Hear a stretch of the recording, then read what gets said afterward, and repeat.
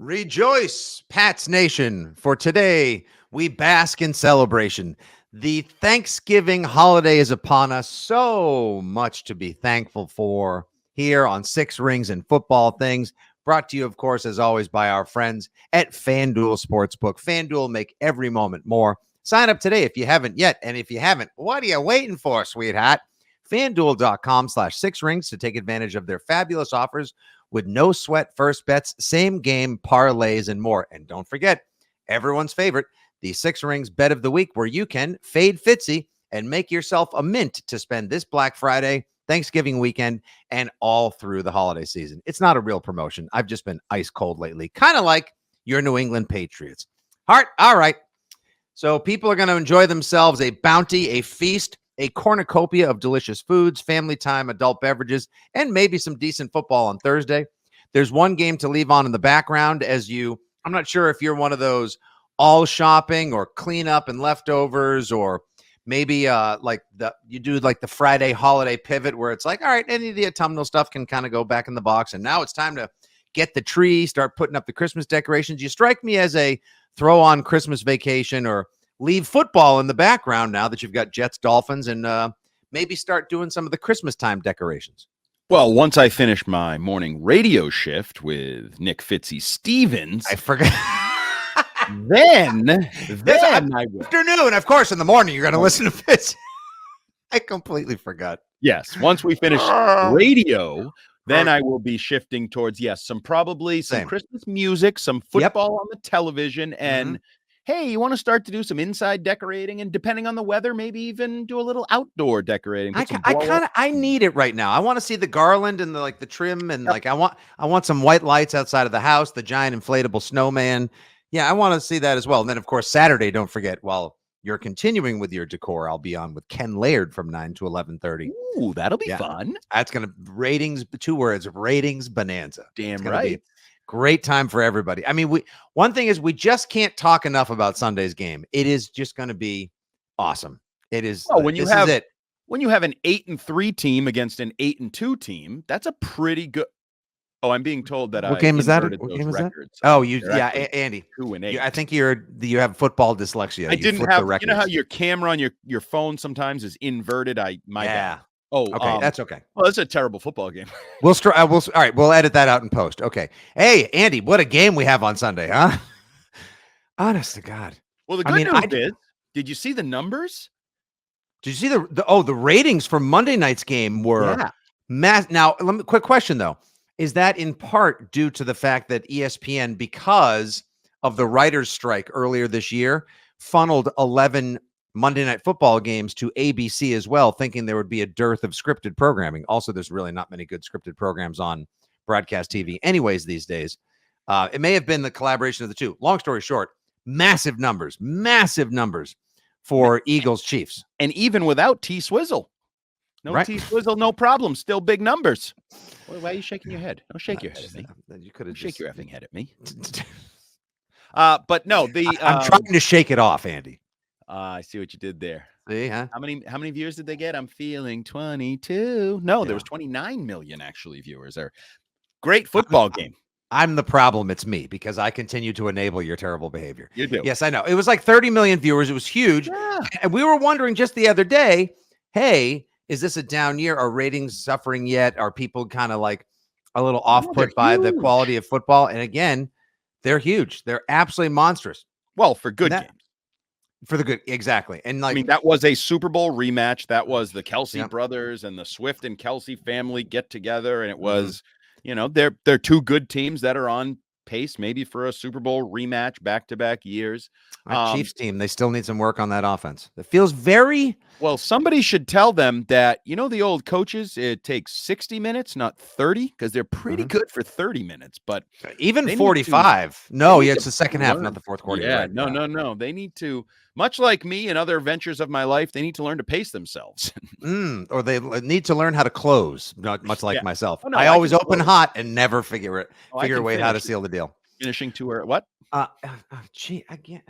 How am I not supposed to shake my head throughout? I'm going to look like a bobblehead throughout. Hey, we're trying to have fun with a football team that doesn't even have a quarterback. Actually, I have a question for you. Which particular season where the New England Patriots were receiver challenged, does this Chiefs season remind you of? At first, you obviously like jump to 2006, but they still have Travis Kelce and some actually kind of talented players in the Chiefs receiving core, whereas Brady was left to work with next to nothing that year, somehow still dragged the team's ass to an AFC championship that they should have won. 2013, that was the Dobson, Boyce, Kenbrell Tompkins draft, but you had an Edelman and Bloom. You still had Gronk. Like, that was before he got hurt by TJ Ward in the Browns game. It reminds me, actually, in a lot of ways, Andy, the 2023 Chiefs remind me of the 2019 Patriots, where like Kelce is your Edelman, too high a volume. You're going to get the guy just run into the ground or injured. And then everyone else around them is just sort of like along for the ride, but not nearly talented enough to bring the team back to where they belong. Right. And you have the confidence, first of all, a defense. You have the confidence of the quarterback. You have the confidence in the coach. And then it's just like, but these guys stink. These guys absolutely stink. And I will say, at least it seems that Mahomes is handling it relatively well. Like, he seems like he's staying upbeat. He's like, when we figure the offense out, we're going to be great because the defense is so good. I haven't heard whispers of he's the most miserable, whatever, 7-3 quarterback, whatever the hell their record is. Like, and maybe he's just doing a good job of hiding it. I don't know. But yeah, I do find the comparison remarkable between the Chiefs and the Patriots, and sort of the go to the AFC title game every year, rely on your quarterback, and fading weapon here. Oh, we'll let this guy go. We don't need him because we got the quarterback, and he's still doing the job, but it continues to regress kind of more and more statistically and visually. And the battle is more of an uphill battle, I feel like, for Mahomes more and more often. But I would also say, like they always said against Brady and Bell, I wouldn't bet against them. I certainly, just because they lost this game, I would not bet against them at any point and feel great about my money on our FanDuel app. Like, Chiefs are the team to beat until somebody beats them. And like, that's how I will. Correct. That is 1,010% correct. Must be nice up at the top there with people thinking about how do we get our offensive assets in line so that we can be as prolific as possible to make another championship run, as opposed to, hey, anyone going to be on the team next year? And also, where will we be drafting in the top 5? These are the concerns. These are the realities of your New England Patriots right now, folks. And I know you know this, and we're not going to continue to harp on the negatives and make miserable already a season that has gone on long enough and has been beyond disappointing, to say the least.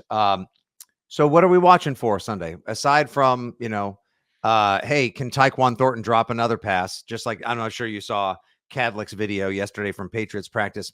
Mac throws a beautiful 20-yard out.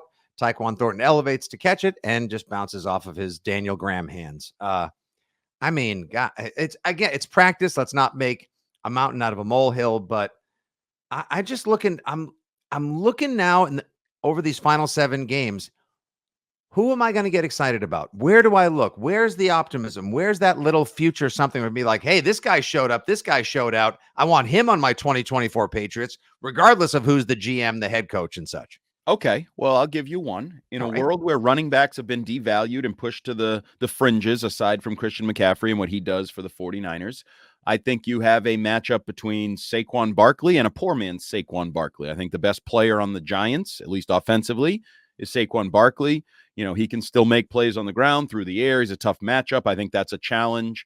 We talked about it a little bit over on the Six Rings, Cadlick's crucial clashes. Your linebackers and safeties having to tackle Saquon is a challenge for them, because tackling hasn't been great for the Patriots at portions this year. And I like the fact that the Giants last week against the Commanders deployed him like that nice wheel route. That's Tommy DeVito dropped a dime. And you should be doing the same goddamn thing with Ramondre Stevenson. Wow, language. Ramondre Stevenson needs to get the ball. And he's hitting late season form. He's starting to look like the guy I think he should have been all year. He's running violently. He's getting ahead of steam and hitting the next level. So if you're a fan of old school sort of versatile running back play, I think this is a game for you, because I like Saquon, and both guys are coming toward, what's their value. Saquon lived the offseason of the devalued running back where he got the 1-year deal and that whole thing. And I give him, I said this to Cadlick, I give him credit.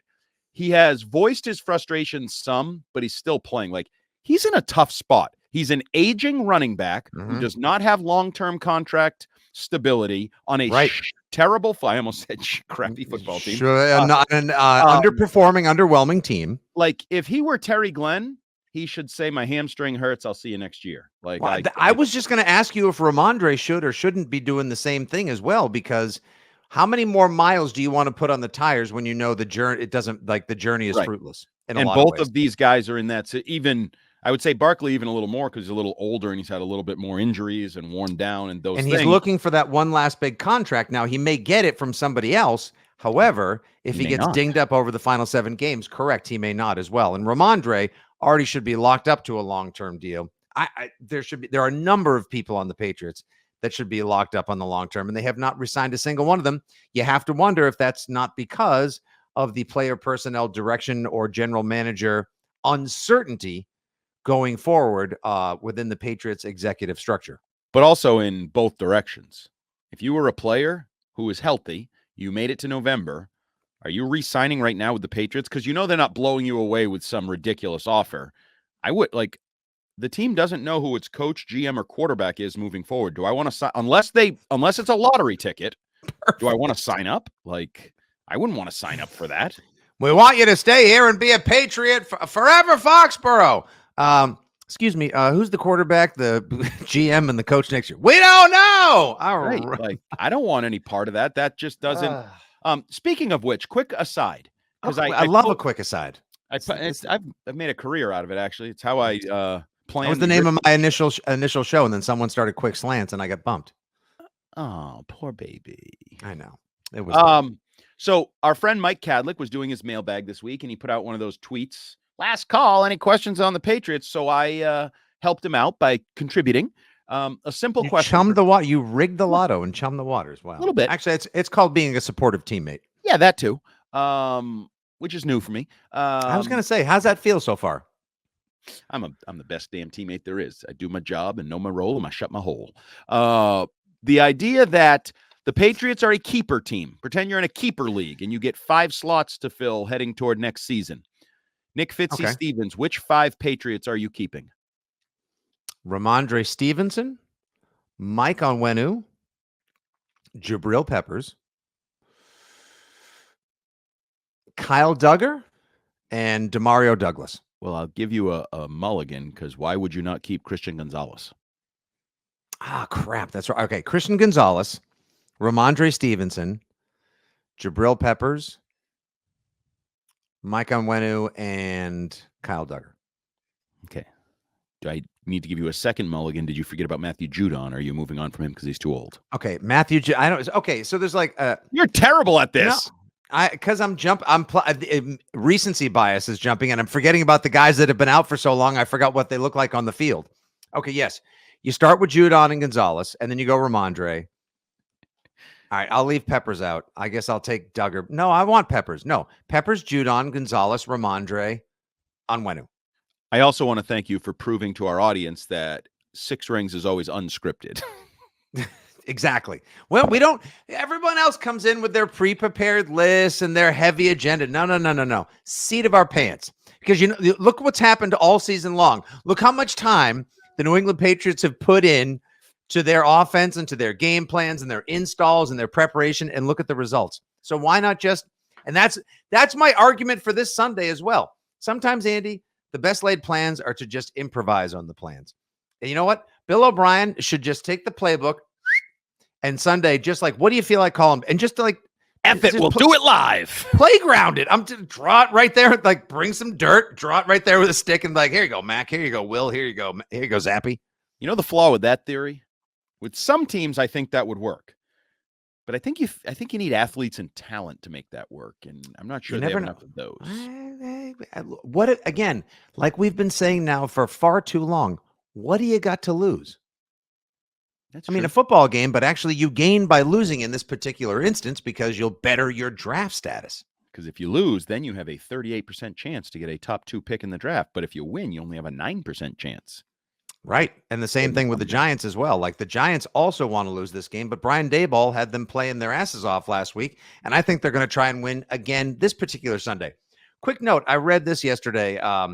Did you happen to catch the Trent Brown call, the Mark Daniels piece in Mass Live, where Trent Brown said, all the narratives about him arriving late and not trying hard this season are BS.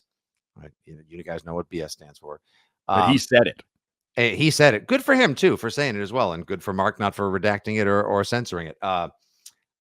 And the idea like he lost an uncle and whatever else. And he said when he's out there, he's playing like the best player on offense. Agree or disagree?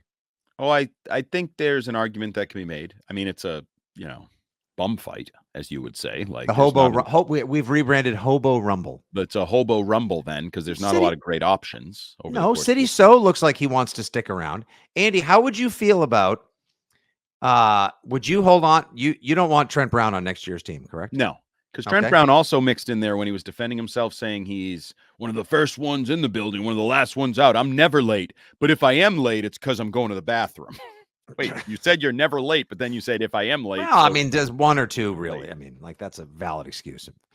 Is it for a professional? Coach, I missed the meeting because I was pooping. City So, everyone probably okay.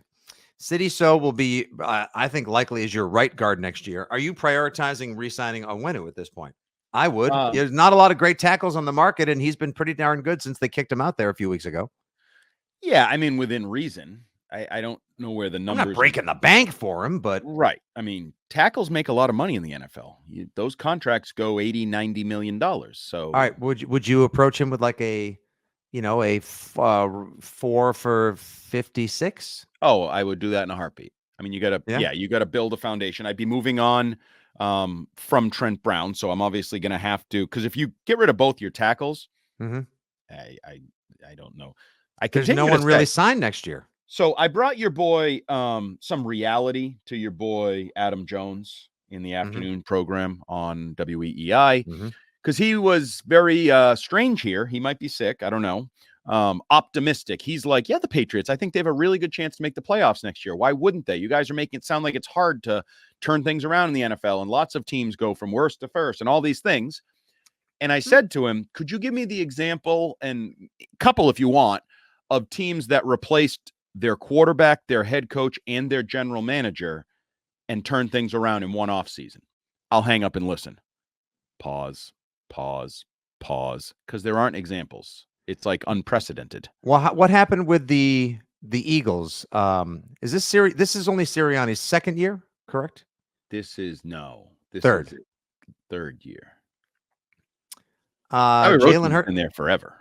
That's true. I'm talking about all he's three. Done a hell of a job. Yeah. Because last year you could say the Houston Texans, D'Amico Ryans and CJ Stroud, but Nick Caserio has been there. Lots of teams have one or two of the three key pieces. There's been one steady or constant, not all three, which is just so many moving parts that you have to almost allow for a trend. I would say 2025 is the North Star that you would look to for if you get the right coach, a good quarterback, and make some solid personnel moves. Absolutely.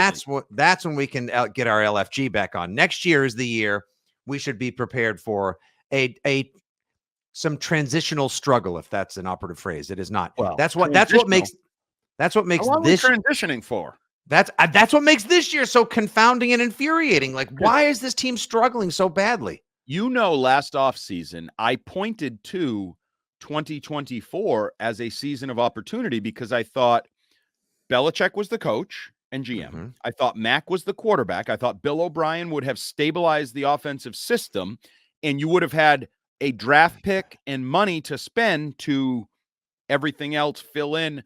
I didn't know it was going to bottom out like it did. I didn't know Bill would be out. I didn't know Mac would be out. I didn't know everything would be blown up. It's not definite yet. We believe these to be the realities of the upcoming offseason for the Patriots. You want to bet? I know. FanDuel may have odds on it. I would. It is, to use triggering phraseology in Patriots Nation, it is more probable than not that Bill Belichick will not be. Way more probable than not. I just said it is more probable than not. I can't envision Bill being back. And I don't envision Mac being back. I can envision that better than Bill. Same. But Isn't that weird? Still don't really envision either being back. Nope. Matt Groh might be the highest on the envision them being back list, but I don't really envision him being back. And if he does, is he like making the decisions? So the reality is, yes, it's going to be hard to turn this around quickly because it'd be sort of unprecedented. But anyway, we're talking about a game. I was going to say we got all offseason long to continue rambling on and speculate. And like I say, Pats Nation became Resignation, and soon we will become Speculation Nation as well. But we do have a football game to talk about this coming Sunday, as we've discussed a bit. And now it is time, as always, once again, for the Six Rings and Football Things FanDuel Sportsbook Bet of the Week, brought to you by FanDuel Sportsbook. FanDuel, make every moment more. FanDuel.com/6rings to take advantage of their fabulous offers. No sweat first bet, same game parlays, and more. All right, Hart, I'm going to make it nice and quick here. I think the Patriots are going to find a way to win this game, and it's going to be an infuriating win to those that want the Patriots to lose out, to tank per se. There is no tank in Belichick, Mac, the Crafts, and all. They win this game. It's an absolute nail biter. It's super low scoring. It's frustrating AF. Mac plays. You ready for this? Here it is. The Patriots 16, the Giants 13. A last-second field goal by Chad Ryland, just like 8 years ago when Brady led them to a drive where Gostkowski hit a 51-yarder and a tremendously entertaining game. Well, this time it's not a very entertaining game. Tommy DeVito does not bring out the Sunday sauce to celebrate. It's a win for the Patriots. It's frustrating. I'll take the Patriots on the money line. They are 3.5-point favorites with an over-under of 33.5. Give me the Patriots on the money line, and I'll take Ramondre Stevenson with that lone anytime touchdown. Last I saw the Patriots, they were scoring 6 points in Germany. I've said this before, and I'll say it again. I have no reason to pick the Patriots. I will not pick the Patriots. Somehow the Patriots are laying 3.5 points, which just feels like a crap load to me. So I will take those points with the New York Giants. The Giants, you can mock him all you want. Danny DeVito, ha, ha, ha, lives with his mommy, ha, ha, ha. He's the Penguin, ha, ha, ha. Guess what? He's the more stable quarterback in this game. It's Tommy DeVito. I know. People are calling him Danny because they're mocking him. They're being disrespectful. That's absurd. The guy won the game. And did you see this? The celebration on the way in the end zone? The guy's got a little zhuzh. And like he put a little juice. Now, see, there's something, Andy. At least Tommy DeVito coming in when you're like, why'd you spend so much money on Daniel Jones? Is Dayball really the right guy? Joe Shane, I've got issues with you. This, that, the other thing. Like, if I'm a Giants fan, I want the higher draft pick as well, but I probably enjoyed the piss out of watching them beat the Commanders last week because you got DeVito, the wheel route touchdown on Saquon. He's doing his little antics, like 6 turnovers. Like, that was a fun win in the face of defeat. Plus, you sell yourself on football karma, and football karma put C.J. Stroud in Houston because Houston would have taken Bryce Young and they would have sucked right now, and somebody else would be good with C.J. Stroud. So the Giants fans can convince themselves like, football karma takes care of you in the end. If you do the right thing, football karma will pat you on the back and lead you in the right direction. But the point is, the Giants have a starting quarterback. They know who's going out there, and they know they feel pretty good about him. He made some plays in the last couple games to win a game. Like, they are ahead of you in that area. I would also argue if you did the NBA style drafting of rosters, you know how we do before playoff series, and like, oh, the Celtics have the best player, but the Bucks have the next 2 or whatever. We play that game every single spring and summer in the NBA postseason. So if you draft the best player in this game, Saquon Barkley. If you draft the second best player, Dexter Lawrence or Thibodeau, who has like 10.5 sacks. So the Giants have the better players in this game. And I just said they have this more stable quarterback position. They're at home. Why would I pick the Patriots to win? Like, why? Other than like, regardless of all that, what have the Patriots done this year to merit your confidence in selection? I'm reading tea leaves or making a bizarre prognostication just based on a belief that somehow they'll win a game that we'll all be like, why did you guys win that game? God, if you could have. But Belichick will want to win because it's the Giants and the soft spot and this, that, and the other. So, all right.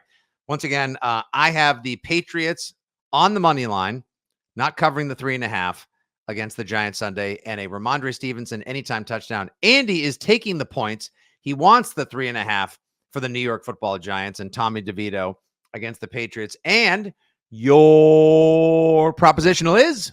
So I like fun props to start games.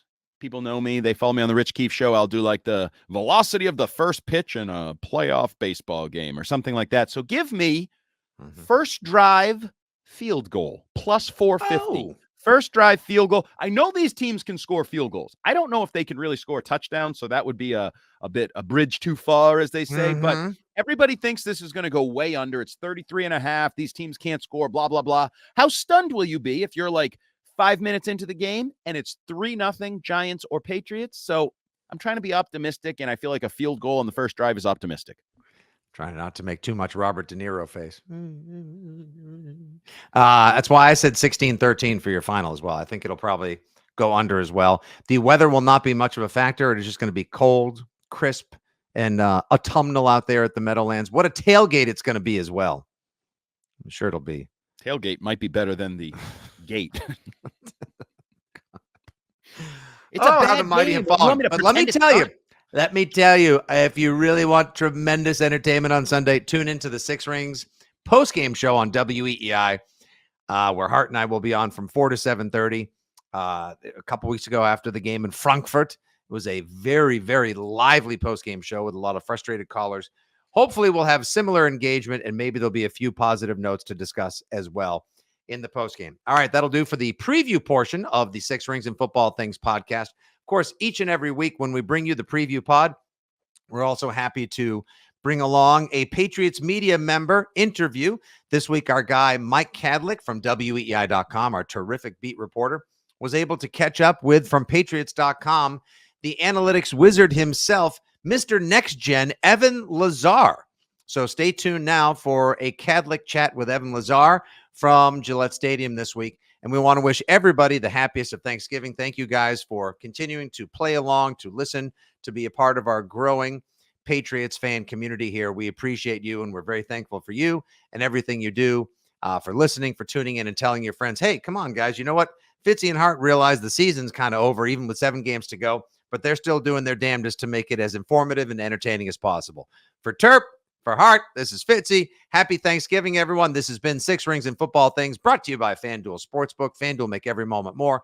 A presentation of WEEI Odyssey and 2400 Sports. Happy Thanksgiving, and now please enjoy a fabulous football chat between Mike Kadlick and Evan Lazar. All right, everybody, welcome back into Six Rings and Football Things here on WEEI and for Odyssey Sports. I am Mike Kadlick down here at Gillette Stadium, back with our beat reporter check-in, our weekly beat reporter check-in, and today I have none other than Patriots.com's Evan Lazar, somebody who I've known for a few years now, but I think this is the first time we've actually ever done content together, Evan. So I think we've done a podcast on Clintus as we call it. Yeah, maybe once or twice. That's but fair. On EEI, I think this might be the first time. Yeah, well, welcome in. Thanks for coming on here. Thanks for being our weekly guest. So what we do here, I'll explain it to Evan, but as I'm sure our listeners know, quick check-in every week down at Foxborough. Sometimes it's Andy Hart, sometimes it's myself. Getting a quick state of the Patriots, figuring out where this team is at. Obviously, struggling here at 2-8 on the bye week. Evan, I want to get your thoughts. Obviously, sunshine.com. I know you can tell us what you think, but we'll try and be nice about it from the Patriots.com view. But just, I know you and Alex have done it on Catch 22 a few times. I've seen you kind of written about where this team is going to go moving forward. Obviously, we'll get to where they are now with 2-8 and what they can do this season in a second. But just your thoughts, I guess, on where this team is going to go post 2023. Quick state of the Patriots. Obviously, coaching question, quarterbacking question. What do you think this team does moving forward, and how can they sort of right the ship after this season? It's a good question, and I think that not a sunshine.com take. Yeah. I think that in some respects, I do want to see how the last 7 games of the season look, because as much as we want to have knee-jerk reactions, and we have a show today, and we all understand the direction the team is going in, and it's not a positive one. And I, for one, just from a philosophical standpoint, disagree with a lot of things that this team has done personnel-wise. And I really feel like the league is going so much more toward offensive-minded, modern age type of thinking of player empowerment and just trying to light up the scoreboard. And I know scoring's down, but I think all that's kind of anecdotal, to be honest with you. Yeah. I think at the end of the day, if you don't have a great passing offense led by usually a great quarterback, but it can also be the Niners Brock Purdy model as well. Yep. But if you don't have an elite passing offense, you're not winning. in the league nowadays. And until this organization decides that everything is going to be sunk into the offense, and when I say everything, I don't mean everything, but a lot of things are in terms of high end assets are going to be sunk into the offense. I think they're going to be sunk. I don't think that they're going to be able to compete. With that being said, who knows what could happen post-bye. If they rattle off 7 straight wins, 6 of 7, something like that, and it looks completely different, then we have to adjust our thinking.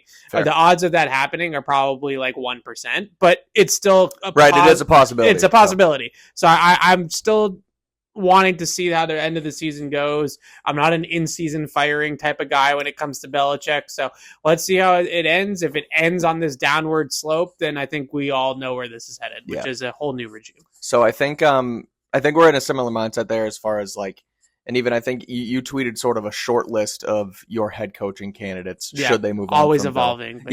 Always evolving. Yeah. I mean, same here, but I think the thing I noticed in sort of my line of thinking on this is it has to be an offensive coach, because right now it feels like it's sort of second priority is the offense, and kind of everything's relying on the defense. 3 defensive picks in the first 3, first 2-3 rounds last season, and then you look at even like the way I look at it, Evan, is if you have a defensive head coach, you have an offensive coordinator around the offense, and then if they do a good job, they're going to get hired away, and then you have to sort of bring in a whole new regime offensively, where if you have an offensive head coach, they run the system, they bring in their quarterback, that can stay for years to come. And offense, whether people like it or not, offense is sort of the more important side of the ball right now in the NFL right now. So I think that's the way they're going to have to go.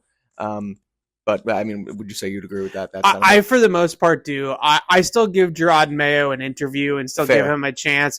I think from what I've heard about Gerard Mayo is that he does see where the league is trending, and the fact that the league is trending towards offense. And I don't think that he is going to try to win games 13-10. I think he's going to recognize that we're going to compete on defense, but we're going to have a driving force offensively. But what you said, I think is well said. And that is that you're developing offense and developing your quarterback specifically is priority number 1 for every single team. And if that quarterback has a different guy in his ear every other year, then it's going to be dicey. Once you get to Brady's level of 07 and on, he has that foundation. He's already Tom Brady. So whether you're cycling through offensive coordinators or not at that point, it's not really not here nor there. But in the first couple years of the quarterback's development, it has to be one voice, and it has to be a good voice. And I think we're going to see across the league. Buffalo is a great example. Brian Daboll gets hired away. Their offense is taking a step back. Let's see in Houston, because one of my guys is Bobby Slowick. Their offensive coordinator came from San Francisco at D'Amico Ryans. D'Amico Ryans, defensive-minded head coach. If Bobby Slowick gets an offensive head coaching job as their offensive coordinator with C.J. Stroud, what happens to their offense? What happens to C.J. Stroud? If that goes downhill too, then I think we're really going to be in a world where you need to pluck the best offensive play caller, the best quarterback guru that you can find, and that's just going to be everybody's head coach. Right. And I think there was sort of this negative connotation around the friend of Sean McVay hiring scheme, but and again, not doing that exactly, but that type of offensive guy, build it around him, seems to be the way that this league is going, and I think that sort of has to be the recipe here. And so you mentioned if you have a guy in a quarterback's ear 3 different times in 3 different years, that's a recipe for disaster. Yeah. That's where we're at now with Mac Jones. That's where we're at with the Patriots. Week 12, 2023. So right now, Bill Belichick is being mum about the starting quarterback position. So is Mac Jones. So is Will Grier. We haven't talked to Bailey Zappi yet. In your mind, I know we don't really know anything, but what do you think they'll do this Sunday against the Giants? And personally, what do you think they should do this Sunday at quarterback against the Giants? Yeah, so it's sort of 2 different questions. It is, and what I think they will do, I think Mac will start this game. Okay. Just from what we've seen, and all we can go off of is what we've seen. And it's very brief, the time that we have at practice, and I'm not trying to sit here and say we get to watch the whole practice and we know exactly what's going on. They could be giving Mac in the first... He could be leading off drills, and then we go away, and he's standing and watching for the rest of the practice. Who knows? Right. But I just feel like everything is pointed towards Mac probably getting the start with a short leash. Personally, I would sit Mac, and I think that it's two things. One, you have to look at his long-term development and what's best for his career long-term. Whether you're done with him or not here with the Patriots, it just doesn't behoove him to throw him back out there in his current mental state. Right. I would also say that this matchup in particular against Wink and Martindale and the Giants defense, they're going to bring a lot of pressure. That's what they do. They blitz more than any other defense in the NFL, pretty much, besides the Minnesota Vikings. They're going to bring a lot of blitz pressure. They have some good guys up front like Dexter Lawrence and Kayvon Thibodeau that can get after the quarterback. And you're putting a quarterback that's already throwing off his back foot, that's already seeing ghosts, that already has no poise in the pocket. And now you're going to put him against a coordinator that loves to bring the heat. And that just, to me, seems like, how can you expect Mac Jones to succeed? Like, how can you expect him to play a good football game on Sunday against a defense that you know is going to bring a lot of blitz pressure? That just doesn't really seem like a great formula. So I would sit him. I would see if a mental reset could do him some good. Assuming that Bailey Zappi doesn't go into the game and light the world on fire, I would plan on going back to Mac Jones in a couple weeks, maybe even just next week against the Chargers. Sure. But in general, I just don't think that this is a great spot for Mac Jones, given what we saw last in Germany. Yeah, I would agree with you. So Zappi or Greer? I would go Zappi. Okay. I think that, look, I've pushed back a lot on Zappi, especially last year. Yeah. What he did in those 2 games and the 2 starts that he had. But at this point, he did win 2 games as a starter last year. Granted, I think there was a ton of context that needed to be said about how they came about, the play action, the defenses stuff, they played as well, the defenses they went up against, all that kind of stuff.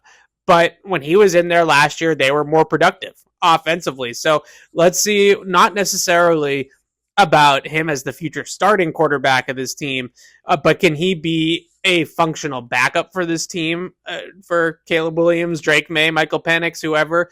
Can he be a bridge guy? If they don't want to start their first round quarterback right out of the gate next year, is he somebody that can keep the seat warm for a month? Is that something that he's capable of doing? And I would give him that opportunity this year to see if that can be. He's not a franchise quarterback. We know that. But can he be a little bit of a bridge guy, even if it's just for a month next year, a capable backup? Because I think there's a world based off of what we've just watching them, what they've done with Bailey's cutting him and all these different things they've done with Bailey Zappi. Do they need a starter and a backup quarterback? Right. That might be the case, and it would be nice to at least see if maybe they don't need one of those 2 things. All right, Patriots headed to the Meadowlands on Sunday, 1:00 kickoff from MetLife. How do they win this game? The Giants 3-8, struggling just as much as the Patriots. Obviously, they're coming off a big win against Washington. You mentioned the guys on the defensive line, and then obviously you have Saquon Barkley to worry about. So what do the Patriots have to do on both sides of the ball to try and get a win this weekend? Yeah, I think offensively for the Patriots, they have to have a plan against blitz pressure. Like, Wink Martindale already brings a lot of heat at the quarterback. He's going to do it tenfold, I think, in this game, because it's either going to be somebody like Zappi, who hasn't started a game yet this year, or it's going to be a broken Mac Jones. And he's just going to look at that and be like, I'm just going to tee off. Like, this is just going to be what we're going to do. So whether it's checks the line of scrimmage to check into a screen, or check into like a quick game concept, or it's post-snap sight adjustment, the quarterback and the receivers have to be on the same page of, if they bring this pressure, this is how we're going to beat it, or this is our answer to that pressure. He likes to overload pressure. So you're not always going to be able to just recalibrate the blockers and get it all blocked, because he's going to bring more guys than you have to block. So you're going to have to be able to beat the blitz by throwing into the blitz. Right. And that's going to have to be the solution for them. And they have to have a plan for it. That's why I think this is so dicey this week for the Patriots, because they don't know who their starting quarterback is going to be. And now they're going to play a defense that's going to make that quarterback think a lot. No matter who it is. And it's just going to be it doesn't bode well. It doesn't bode well. All right. So final score prediction. Do the Patriots pull one off this weekend? I have the Giants in this game. All right. I have them 16-13. Okay. I think that 2 things. The Paisan over there, Tommy DeVito. Yeah. I don't think that he's very good, but at least they know who their starting quarterback is, and it's a stable thing week to week where there's no questions in the building about who's starting this week. So I think there's something to be said for that. I look at their game last week against the Commanders and say that it's probably not replicable to be that good offensively every single week, but can they get to the high teens to just help fend the Patriots off?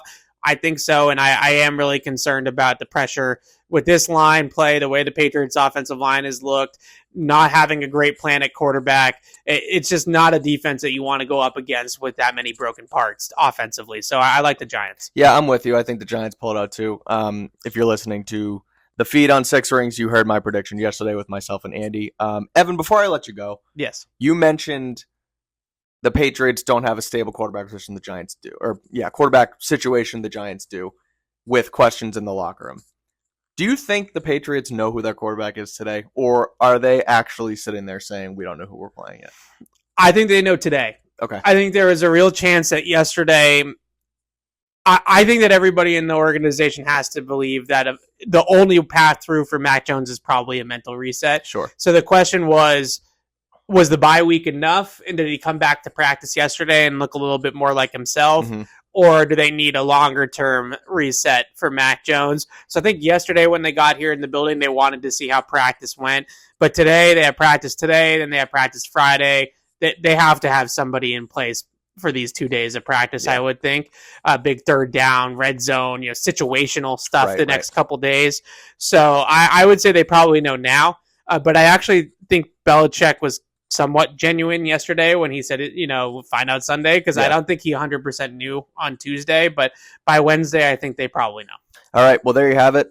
You can follow Evan on Twitter if you don't already, at Easy Lazar. Read all of his Patriots and team coverage at Patriots.com. Evan, thanks so much for joining me. Anytime. Be sure to rate, review, subscribe, as always, to Six Rings and Football Things. Listen on the Odyssey app, wherever you get your podcast. A reminder that we're powered by FanDuel. Make every moment more at FanDuel, and go to FanDuel.com/6rings to sign up today. We'll be back on the feed. We'll get you back to this episode as well. Until then, thanks for listening. And as much as we can try and say it, despite them being 2-8, go Pats.